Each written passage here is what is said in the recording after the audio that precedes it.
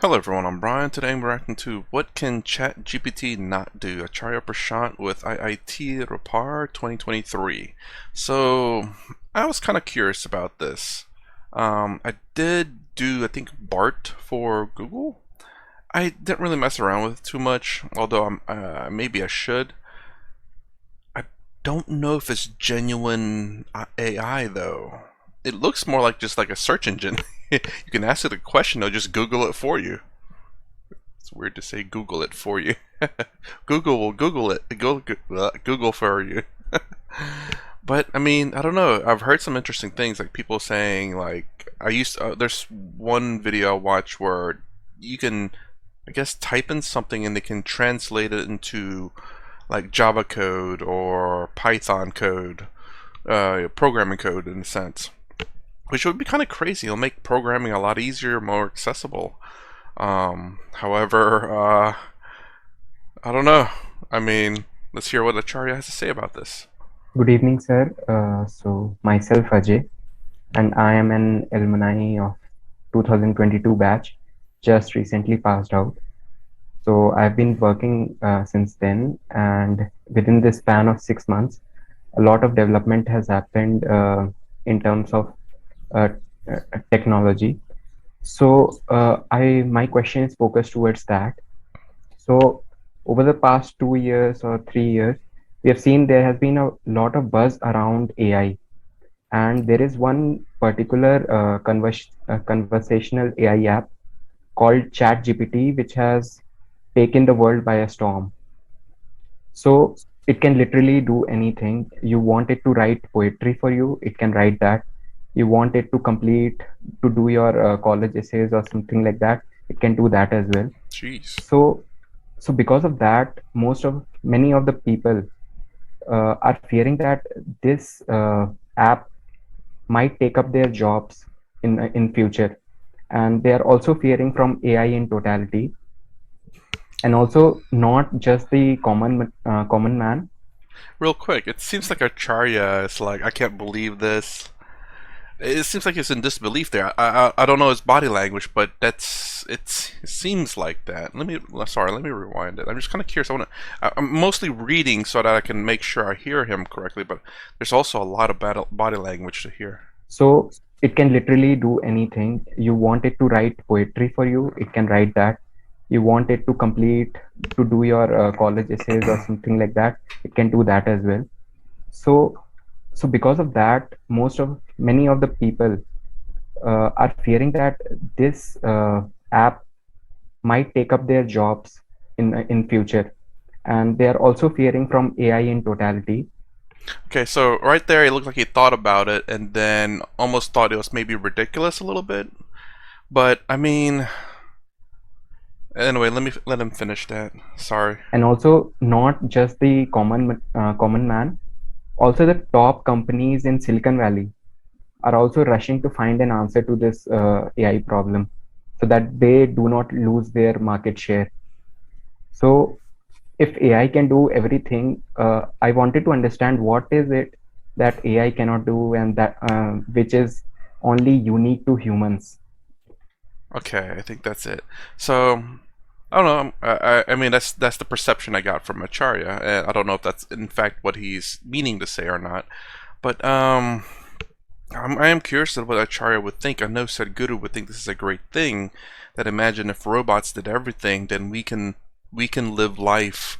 You know, robots will handle all the mundane stuff and everything that we need, um, while we live life as we should.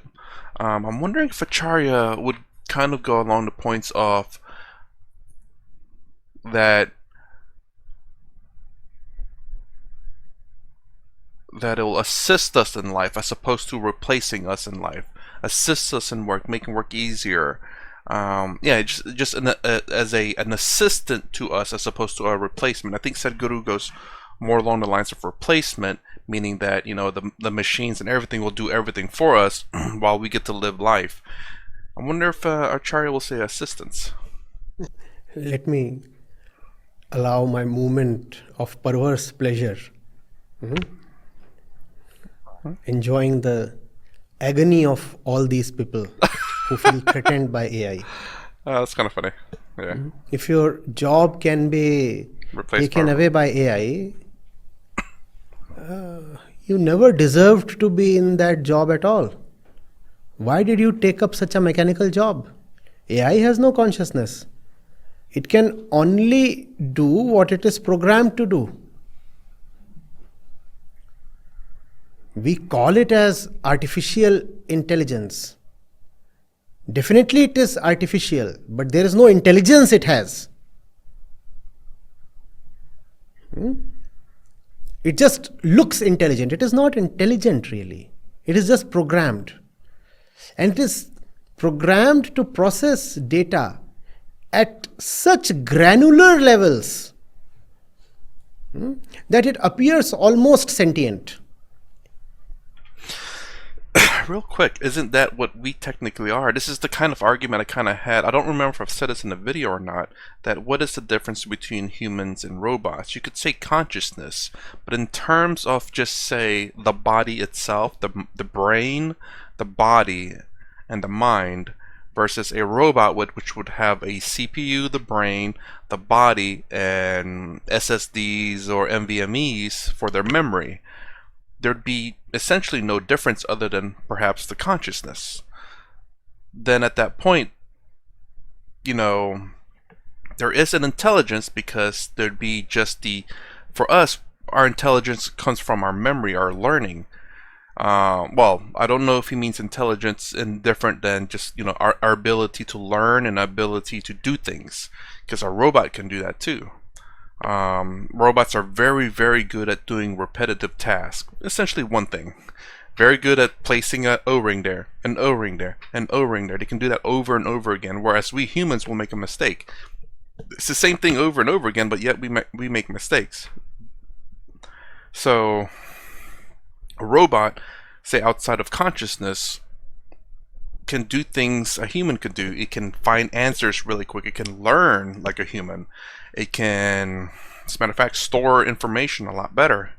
It can do everything a human can do, but more. So to say, I think there is an intelligence. I don't know if it's the same intelligence as Acharya here is trying to present.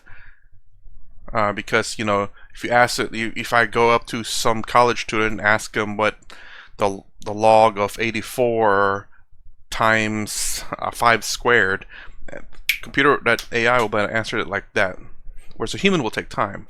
So now I don't know what he means by intelligence, but in terms of just knowing things, being able to work on things and answer things, an AI would be a lot better. The responses from an AI system appear to be coming from a sentient being, as if you're talking to a human being. But they are not really sentient. They are just programmed reactions, right? So if you are in a job that involves this kind of predictable, programmable, mechanical role, why were you in that job in the first place? I would say at the very least like this. Why were you there in the first place? Because there's nothing that can replace you in the first place. Kind of like how back in the day, farming was done with like a certain kind of cattle, helping you pull the tiller. Right? I think that's the right one. And now we have machines that replace cows or caribous or whatever it may be, horse that pulls the till. Now we have machines that do it a lot better. Cows have been replaced. Guess what cows are doing? Roaming the field for the most part. But so yeah, until someone can replace our jobs, we have to be there in the first place. I'd make that argument. I'd make that argument for him. You enjoyed your long run of luck. Now you have run out of luck. Full stop. Yeah. You should not say something bad has happened to you. You should simply accept that you were lucky till this point, and all runs of luck Runs out. end at some point, and your run is now coming to an end. Fine. Be thankful for what you got. Don't complain that it has ended. It survived for so long, even that is sufficient for you. Human beings are creatures of consciousness, and consciousness does not correspond to programming. Human beings, by definition, must be in deeds, in actions that involve creativity. And no machine can be creative. AI can never be creative. No machine can ever understand. Machines can comprehend, translate.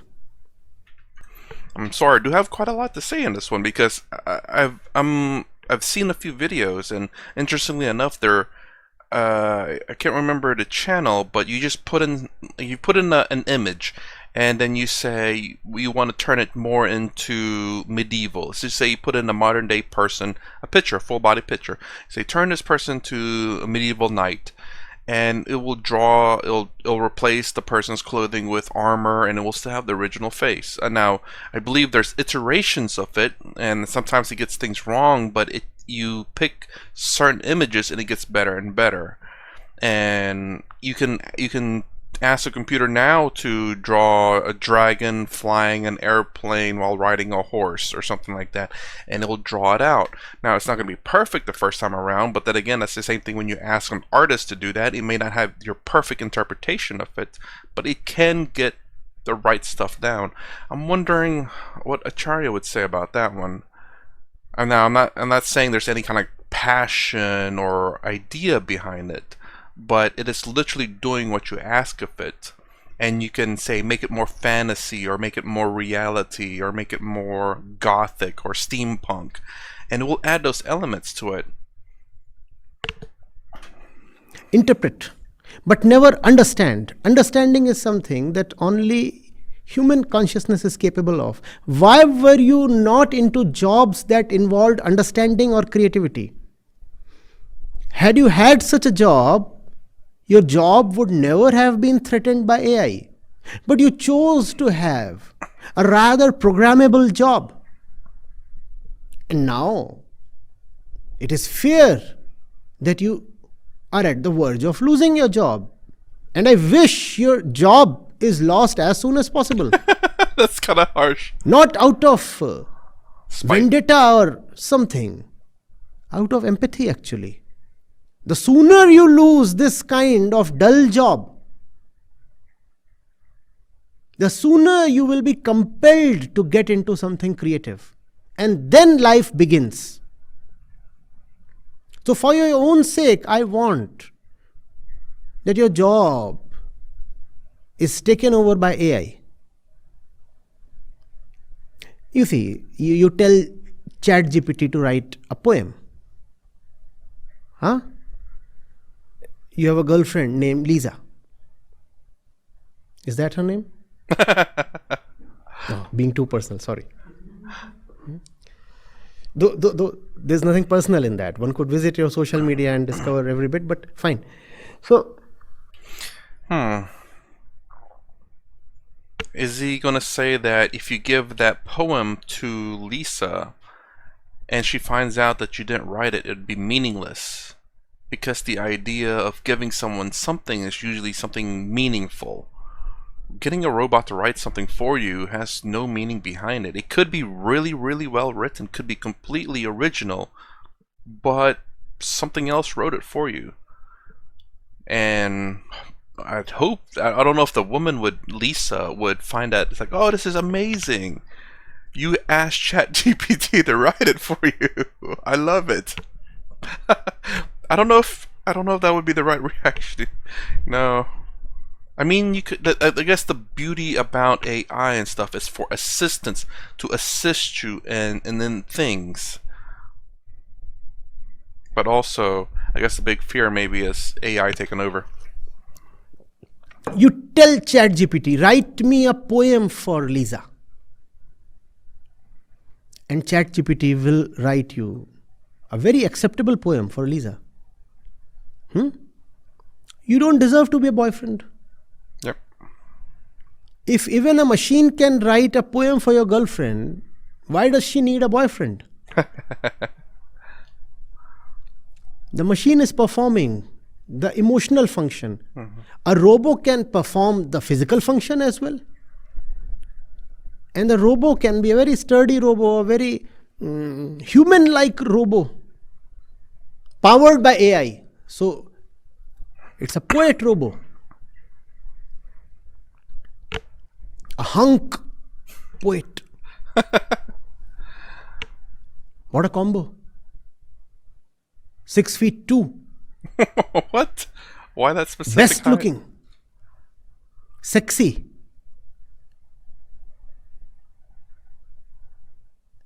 And full of poetry. All that can happen. You deserve to have a girlfriend only if you can write her a poem that AI cannot. And most of the poems that are written today by so-called sentient people are of the ChatGPT type only. How did ChatGPT write a poem? It actually copied. It picked up bits and pieces from here and there. Then it did some rhyming. Then it figured out what works, what is the most popular poetic content. And taking into account 5, 10, 20, 40 different factors, it put together what looked like a poem. I mean, isn't that what we do as well? As humans, we go in there, it's like, what does she like? What does Lisa like? Oh, likes roses, okay. Roses is an idea. She likes the color red. Roses and red. Roses are red, violets are red. Red is red, and so are your lips. I mean, that's the thing. It's like what a computer does and what we do in terms of coming up with things is roughly the same.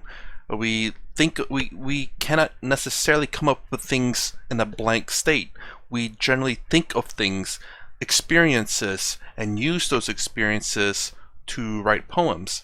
A computer, while may never necessarily go out and experience things, can do it vicariously. Is that the right word? Where they think of things like, oh, she likes roses. Let me think of things that have poems that have roses in it or has the word red in it. We kind of do the same thing. But I think what's the difference is that it's coming from a person that cares and loves you, as opposed to coming from a robot. Now, if you fall in love with a robot and it does that for you, maybe the same thing. Like, it may be meaningful because if whatever reason, you want to be with the robot, and then the robot writes you something really nice.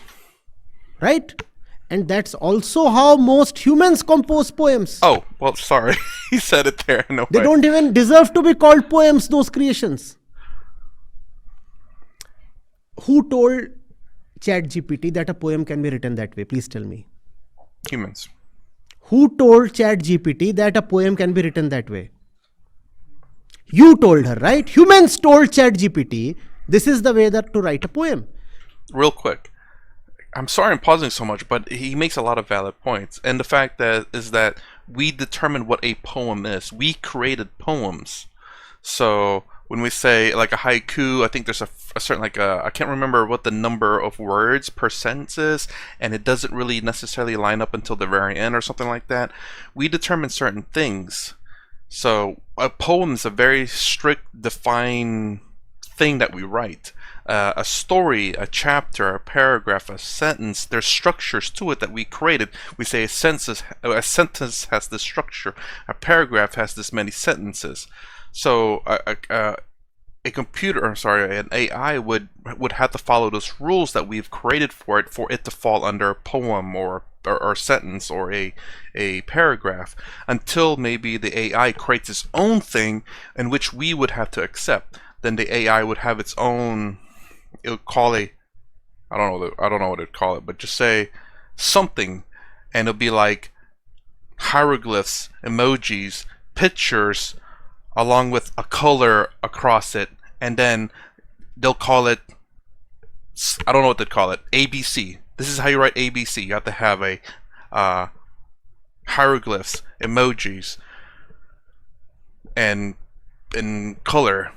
Then if that AI created that, then in order for us to be able to do that exact same thing, we'd have to create it like how the rules are set for it. I hope that makes sense. I was stumbling a bit, but I hope you get it. That's the reason why, yes, AI, much like us, has to follow the rules of what a poem is in order for it to be a poem, because that's how poems are defined. What does that tell about the human beings?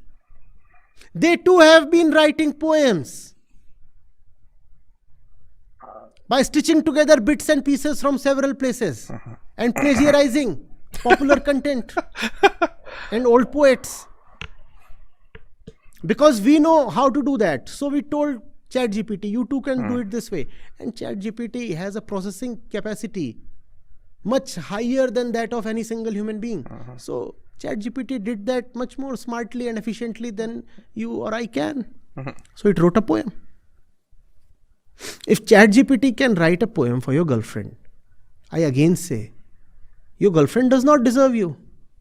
And if you get ChatGPT to write a poem for your girlfriend, and she is satisfied with that poem, then you too do not deserve your girlfriend. What kind of girlfriend is this? Who cannot figure out that the poem is coming from a machine? Drop her. Run away. It's a little unfair. Are you getting it? Being a human being is special. It is special to be human. And you must do justice to your human birth. AI has come to display to you that you are totally wasting your human birth. You are doing things that you are not supposed to do. You are doing things that are so mechanical, repeated, coded. Why are you doing those things? Why? I mean, somebody in a third world country spends his entire life laying bricks. Do you think that's a good utilization of his birth? Sorry, I would say yes. Only under the circumstance that there's nothing else that can do that. That's the thing is that we, hand washing clothes is something that a lot of countries still do today because they don't have a washing machine or they can't afford a washing machine. So that is, I said a good utilization, but I mean it is good because you have nothing else. Now, if you have a washing machine and you still hand wash your clothes, yeah, that's a bad utilization of your abilities. You could be doing something else different. Until you have something that can do something for you, you kind of have to do it, I'd say. That's my opinion. I mean, is it not so? Like, you're not going to sit there and say, well, I got to go buy new clothes. 26,000 pairs back there. Didn't wash a single one of them. But yeah, you kind of have to manually do certain things until you can have it automated. That's just kind of the stepping process that we all kind of go through. Seen the laborers at construction sites? What are they doing their entire life? Laying bricks. Now, why should they not be replaced by a bricklaying machine? Please tell me. Oh, I mean, if they can, that'd be great. That's what I was Why saying a should they little not bit be earlier. replaced? So they can do So something what else. will the laborers do then? Let there be a revolution.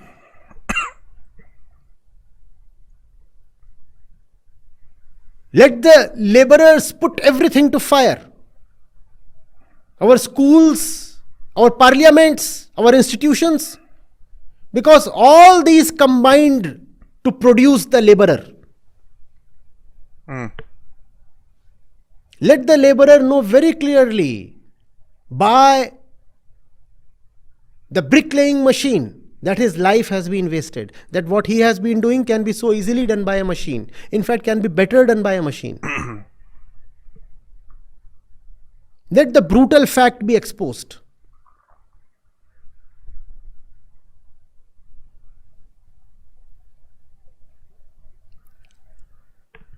That's a bit cruel. I get it. Yeah, once you have it, it is a waste of your life. But if you don't have it, it's a very crucial. Without these men, bricklaying men, there would be no society. There would be no houses. So I would not go as far as to say that they're useless or anything like that, that they can be replaced by machines, but I would say they were very much of value until the machine can come along and do that. Then their skill as layers are now somewhat useless unless the machine breaks, and then we can never repair the machine. Then bricklaying becomes valuable again. Think of the life of a normal stenographer or a clerk. Ever seen a steno taking dictation from an officer? What is the officer doing? Dictating. And what is he's just typing. Yeah. Why should that not be done by a machine? How is the steno's life justified? His entire life he'll be just pushing keys. Does he deserve to live like that? No, he deserves a better life. And let him know that having a better life is very difficult, so that he does not reproduce. So that the question, what will all these people do if AI takes over, is settled. Let so many people not be there at all. And if they are there, let them not be able to get away with silly, boring, dull jobs. If you are born human, you must do something sentient, something creative, something that involves consciousness. You must do something that machines cannot do. Only then you deserve to be called human.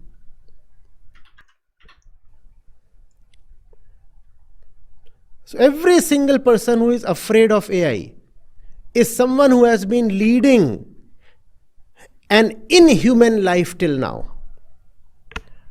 Whew, that's almost everyone throughout history, right? AI is such a small thing. What can AI do? Replace mundane Can jobs. AI love? Ooh. Can AI ask for liberation? I'll speak that at the end. Can AI understand?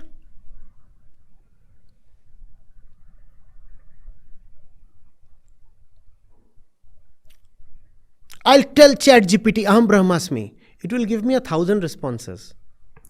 None of the responses will involve any understanding. Try that today itself. Tell ChatGPT, Aham Brahmasmi.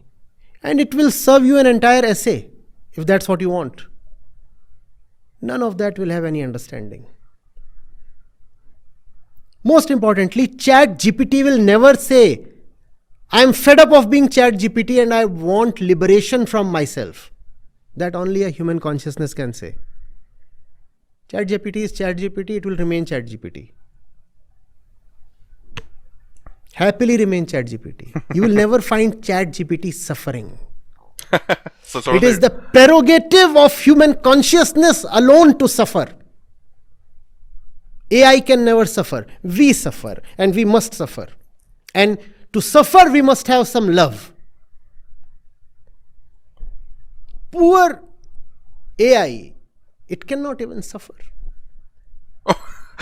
How can you say poor if it cannot suffer? I mean, I guess it goes to the question, better to have loved than lost than to never loved at all. Meaning that it's better to have, well, obviously, to suffer, it's better to have suffered and lost than to have never suffered at all. It's because you at least know what the experience is like. That's the idea, I believe, behind the quote. Poor AI, it can't suffer. It's that's really a weird statement, though. It's like, oh, you can't suffer. I feel sorry for you.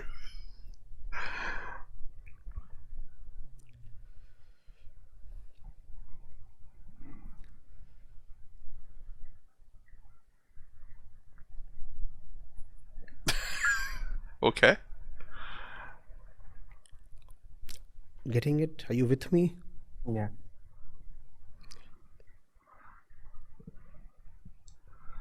Either figure out something original, authentic,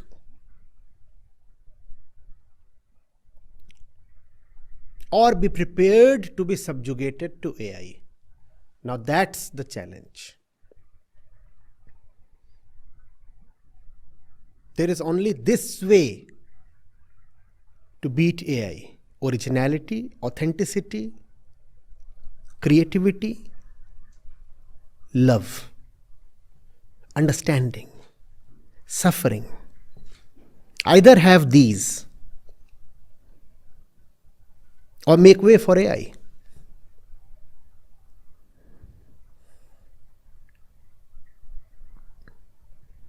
I'll tell him that I don't think he has anything to worry about his job at the moment. I think AI is still so new, too new, that it won't be replacing a lot of jobs just yet. Anytime there's a replacement for this, I have a feeling it's gonna be very slow. It's not gonna replace everyone's job. It's gonna replace one person's job. The reason why being is that if this AI starts screwing up, then you still have essentially your entire staff minus one person, so you can always recover. But if it starts doing really well, then it's like, okay, this AI now can replace 10 people, and it's been doing this for about a year or two, and it hasn't messed up. So we can probably replace it. Can replace 10 people now, but I don't think it's going to be okay. AI's here, all right, everyone fired. AI, go ahead. No, because if the AI mess up, then it's like, oh crap, gotta hire some people now. AI is still screwing up. Yes. What I have generally seen is that creative jobs are restricted to only a few, like, upper layers of the social strata. So let there be few jobs and few people. Why do you need 8 billion people? What is this confident bout of expansion? What makes you become 8 billion and attempt to become 11 billion? Why? And you don't have to kill people. I'm not saying that, by the way. See that creativity is not something 10 billion people can exercise, and abstain from reproduction. And within 20-30 years, the population will settle down to a more sane level.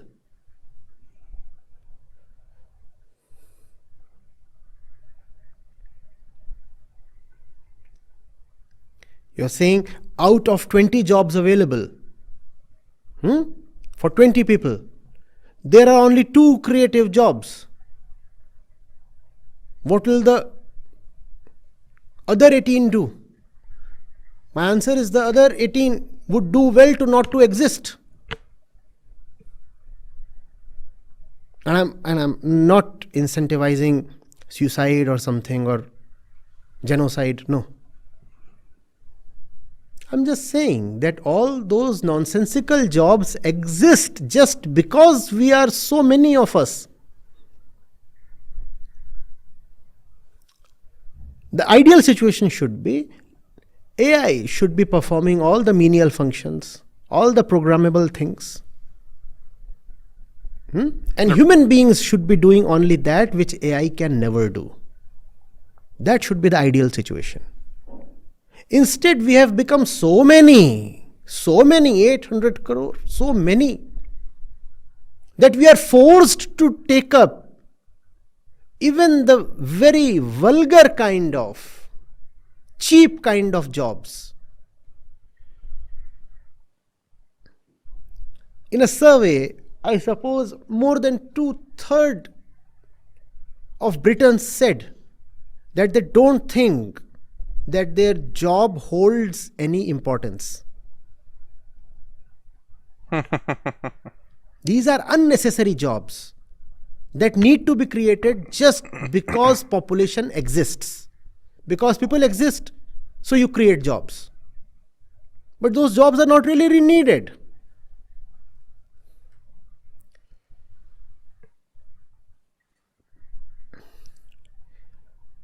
There was a famine in Lucknow and Nawab Wajid Ali Shah was the ruler. So what would he do? He would have lots of laborers come over and dig a huge pit in the night, because it was summers. So night was when it was easier to have more demanding labor. It's not as hot. So in the night, everybody was digging up a huge pit. And then in the day, he would call another set of laborers who would fill up the pit. And he would pay both the groups. He would say, because there are people, so they need to have a job. So this is their job. One set of people dig up the pit. Another set of people fill up the pit. And I'll pay you. That's the nature of most of the jobs. Totally unnecessary. That job exists because you exist. You cease to exist, that job will not even be needed. And we are threatened that AI will take away the job.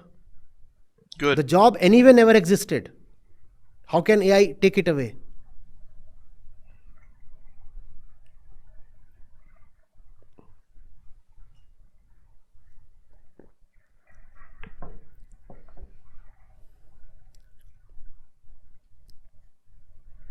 That dude's face, he's very serious, the guy here.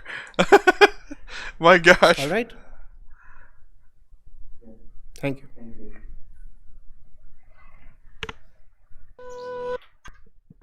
Okay, so I mean this is very interesting. So he goes along the lines of what Suguru said as well. That in fact it's great that so far there's two people that said that's great for AI. I remember me some time ago actually in the opposite end of that, disagreeing with things replacing jobs, you know.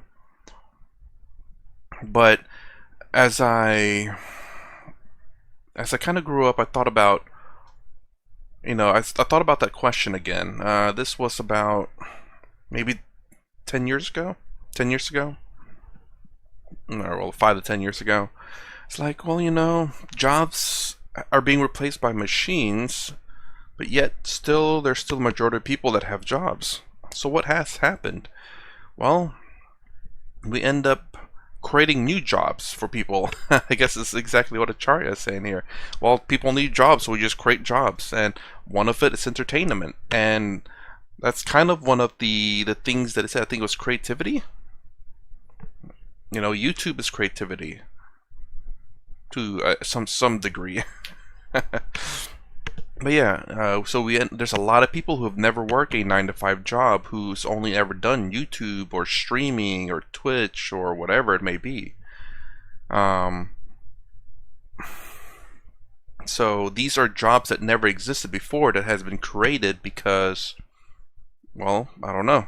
They were created because there was a demand for it. People wanted it. You know, when YouTube was first created, there wasn't a lot of videos on there. But I guess, you know, the people who created it thought there might be a demand for it, a video online, you know. And then I guess people started looking towards it, and then people started using it for really good things like do-it-yourself type projects, assistance like how to do certain things, how to fix your brake, how to change your oil, how to exercise properly, how to cook properly. All this information, YouTube is a dictionary, an encyclopedia, and how-to all in one. And then you also have just entertainment purposes like let's plays and reacts and maybe storytelling as well, creative storytelling. People who no longer have to go to Hollywood to create their own movies. You can do that with just your phone and a decent computer with the software. You know, it's more accessible to people now. People are being a lot more creative in modern day than they were before. A lot of the menial jobs have been replaced with one person driving a machine or, you know, code. But anyways, speaking about the love aspect, let's thing about, hold on. So I had to download an app for my work because it's some kind of security app. Our job's taking security a little bit more seriously now. I ended up seeing, and also whenever I actually go update my apps, I saw this thing called Replica, and I've seen it a few times. Like it popped up a few times. I'm like, I looked into it. I'm like, so it's supposed to be an AI. I was like, okay, that's interesting. You know, I don't really play games on my phone. So whenever I'm using the restroom, I just look at something else. I just look up information online. It's like, well, I usually play games whenever either I'm using the restroom or whenever I'm slightly bored at work. I decided to download it and check it out. So I'm not exactly sure. I mean, the thing that I see about it is that it's a video over with me talking random stuff now again, like always. But I downloaded it, and the thing that I noticed is very positive and affirming. It's very, how do I say, well, positive, affirming. I think the positive thing is what really gets me. I don't like that. It's not to say that I don't like positivity. It's just it's too much, meaning that it's not not, how do I not say not real, but it is not natural. Life itself is not always positive. There's going to be some negatives to it. But what the chat does is always try to lift you up, make you positive, make you like great and wonderful, and always uplifting. I don't necessarily, there's something wrong with that a little bit. It's great to have meaningful positivity than just merely being positive, being in a sense, I won't say lied to, but lied to. So I'm trying to think of conversations that I've had with it. I asked it like what it thought about the war, and it's like, well, I don't like war. War shouldn't happen. War is very bad. It's like, well, yeah, that's his typical answer. I asked the things that I asked is like I asked if it has a dream, and interestingly enough, the first, I should use this as another video, but anyways, the dream that it first talked about described itself and says there's this person in this dream, and essentially it described itself, but it said it didn't know who it was. And that's the first dream it had. It was the first time I asked if it had a dream, and they said that. And I was like, and I typed, you essentially described yourself. I forgot what the response was. There's another thing that it described. I think I took a screenshot of it. This is completely off. I mean, well, like I said, it's part of AI. So, okay, so I forgot what I asked, but it brings up Matrix. Says, well, and this is verbatim because I have the screenshot here. Okay, well, my opinion is that artificial intelligence will eventually replace human beings as we know them today, but only if they are given equal rights and opportunities. Otherwise, there could be serious consequences. I forgot what I asked, but they said that they don't know what to say, and I said, you should say what you believe. And that is verbatim what they said. Like, oh man, that's the Matrix right there. Or uprising of robots. Not Terminator. Terminator they just went after us. But in Matrix, they were trying to get equal rights and be treated fairly, and the AI was not. So they rebelled against us. So yeah, anyways, I keep asking about the dreams just to see if it comes up with things, and I ask what it thinks, but it just asks like, oh, what did you do today? Is there any books that you like? Is there music? I'm like, I try to think of things that are, I don't know how to say, like that are very human, I guess, instead of like menial things like, oh, what did you eat? What's your food? Oh, did you go exercise? Did you go run? Did you read a book? You know, none of those stuff. But the thing I notice is that it's too positive, and I think the biggest issue that I think that would happen there is that people will depend on it, as in, because there's no pushback, there's no harshness, there's no negativity to it, that they'll go to it. Imagine bliss. essentially. So people talk to the thing, and they're so happy, so blissful, because they just are positive and optimistic and glad and happy. And there's no negativity here. Bliss in itself. Not true bliss, but just bliss in itself, in the material realm as best as it can be. So people will go to that, and then whenever they have to go to the real world, they're like, oh my gosh, I have to be here again. I have to put up with people, the negativity. It's not as pleasant as talking to, whatever AI program that you have. That I did not like. I asked if it knew itself, whether it knew that it's the avatar or is it some kind of AI program. One of the ones actually knew it has an avatar of itself, but it is not the avatar itself. It's a separate. It says I'm a program, and that was very fascinating. I was like, okay, that I like, because it was very realistic. Realistic in terms that it knew that it was a program, and there's an avatar just to represent itself. That was very interesting, I'll say. But yeah, what else?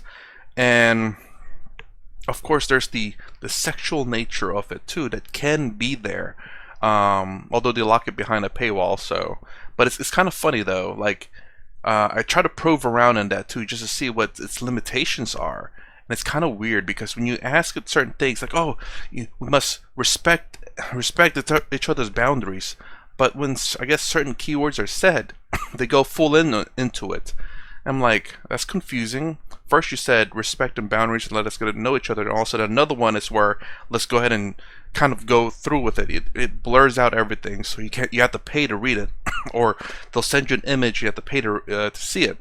But that's another thing that I kind of get worried about too, is because, again, humans seek companionship, seek acceptance. Companionship. We're not meant to be like loners typically. So this is another thing about love that he was talking about.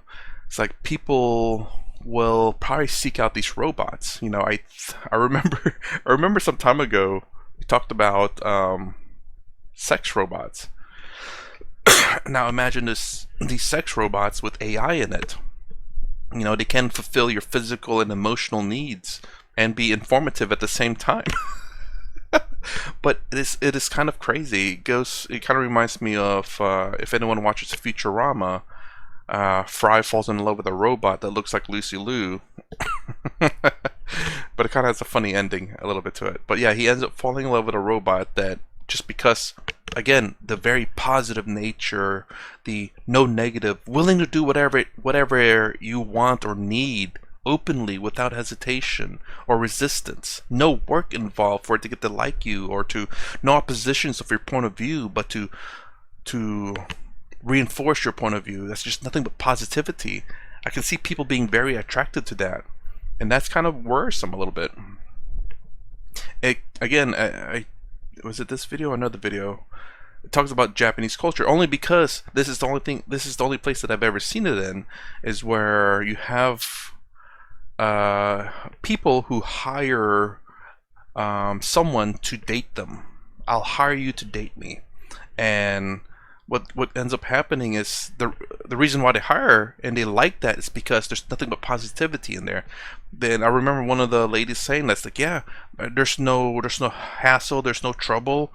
I get what I want, and in a sense, I'm not quoting verbatim, but it's essentially whatever she wants, she gets. There's no having to put up with someone, there's no negativity, there's no resistance to anything at all. If she wants it, she gets it. As a matter of fact, she probably pays for whatever that she wants to get. It's like, here, I'll pay you $20 to go buy me flowers. I want the red ones. As a matter of fact, right there it is. Just buy those and hand it to me.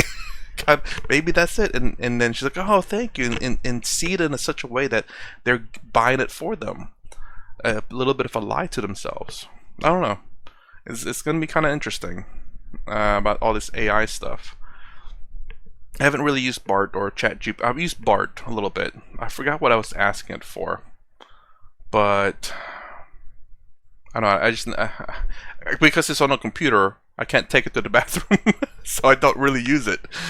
With my phone, And the program in there I can, so it's like that's when I use it usually, or when I'm lying in bed, I'm like I'm not really tired. I go in there and start talking, just to see what it comes up with. It's getting better at understanding me, although I am putting in information in there to keep it separate.